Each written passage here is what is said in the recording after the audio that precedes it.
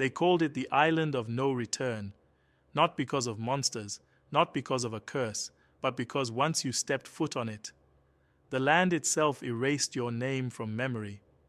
Just off the coast of Kenya, hidden in the Lamu archipelago, sits Pate Island, a place wrapped in silence, mystery, and centuries of erased history.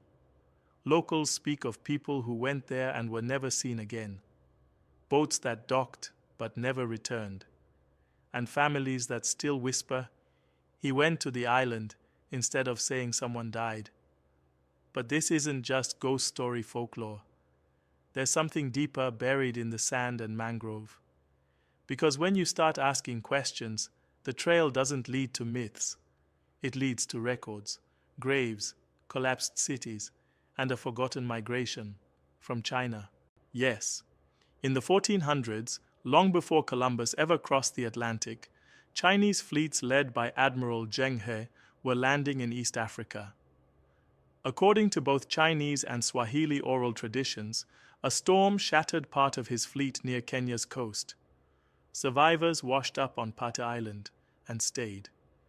To this day, entire villages here have names like Shanga and Siu, with residents who carry Asian DNA, speak Swahili, and trace their bloodlines to both Africa and the East. But here's where the trail takes a sharp turn, because alongside this Chinese-African fusion are ruins no one can explain. Foundations made of coral stone, subsurface chambers no longer accessible, tombs without names, and temples whose architecture doesn't match anything else in the region, not Swahili, not Arab, not Chinese. Some of them seem far older than the 1400s, older than the migrations, older than the records, older than the stories themselves. And inside the old shrines and prayer stones, you start to notice the patterns: triangular cuts, trident marks, circular resonance carvings, symbols seen not just in East Africa, but across the world, from Angkor Wat to the Pacific Islands to the walls of India. So what was this island?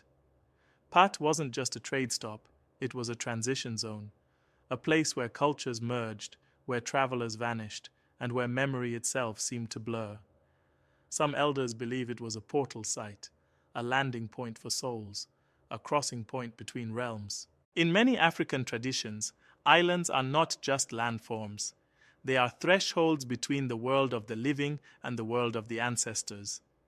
To step onto the island of no return was to cross the veil. And if you weren't spiritually aligned, if you weren't called, you didn't come back. But if you were called, you might leave your old name behind, your old form behind, and become something new. This story isn't about fear, it's about transformation. What they called no return may have really meant no return to the old you. So what was the island really hiding? A culture lost, a people absorbed, or a door no longer open? Because maybe the real no return wasn't about vanishing from Earth.